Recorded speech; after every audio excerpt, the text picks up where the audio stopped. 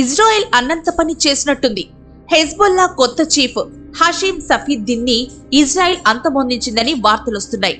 Hezbollah అధినేతగా బాధ్యతలు చేపట్టిన 4 రోజుల్లోనే సఫీద్దీన్ని ఇజ్రాయెల్ అంతమొందించిందని స్థానిక మీడియా చెబుతోంది. లెబనాన్ రాజధాని బీరూట్ పై శుక్రవారం రాత్రి ఇజ్రాయెల్ డిఫెన్స్ ఫోర్స్ జరిపిన ఎయిర్ స్ట్రైక్ లో హషీమ్ సఫీద్దీన్ తో పాటు హెజ్బొల్లా కీలక నేతలు మరణించినట్లు సమాచారం. అండర్ గ్రౌండ్ బంకర్లు తలదాచుకున్న వీరిపై ఐడిఎఫ్ బాంబుల వర్షం కురిపించిందని, ఈ దాడుల్లో సఫీద్దీన్ చనిపోయారని అంటున్నారు.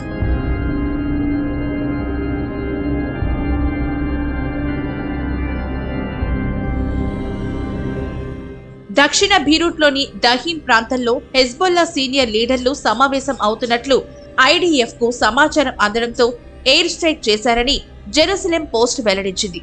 అలాగే ఈ దాడుల్లో ఇస్లామిక్ రెవల్యూషనరీ గార్డ్ కార్ప్స్ కు చెందిన Quds force commander Iranian brigadier general Ismail Qaani తీవ్రంగా గాయపడినట్లు తెలుస్తోంది.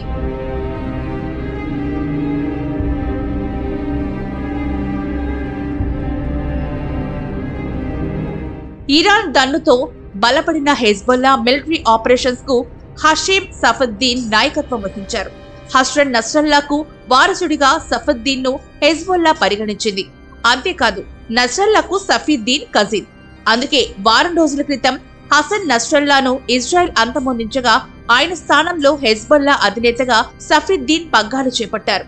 ఇజ్రాయెల్ పై ప్రతీకారం తీర్చుకుంటామని, బుద్ధి చెప్తామని వ్యాఖ్యలు చేశారు. అయితే హెజ్బొల్లా సంస్థను తుడిచిపెట్టేయడమే తమ లక్ష్యమని, సఫీద్దీన్ కు కూడా మట్టుబెడతామని ఇజ్రాయెల్ ప్రకటించింది. చెప్పినట్టుగానే సఫీద్దీన్ చీఫ్ గా బాధ్యతలు చేపట్టిన 4 రోజుల్లోనే లేపేసింది.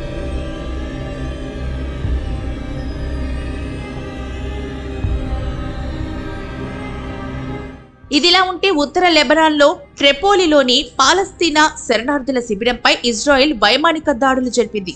ఈ దాడుల్లో హమాస్ కు చెందిన అల్ ఖసమ్ బి గ్రేడ్ సాయుధ విభాగంలో సభ్యుడైనటువంటి సయీద్ అతల్లా మృతి చెందారు. ఈ దాడుల్లో అతల్లాతో పాటు ఆయన భార్య, 2 కుమార్తెలు సైతం మరణించినట్లు సమాచారం. ఈ మేరకు హమాస్ కు చెందిన పలు మీడియా వర్గాలు వెల్లడిస్తున్నాయి. మరోవైపు ఇజ్రాయెల్ కు చెందిన పలు వార్తా సంస్థలు సైతం ఇదే విషయాన్ని ధృవీకరించాయి.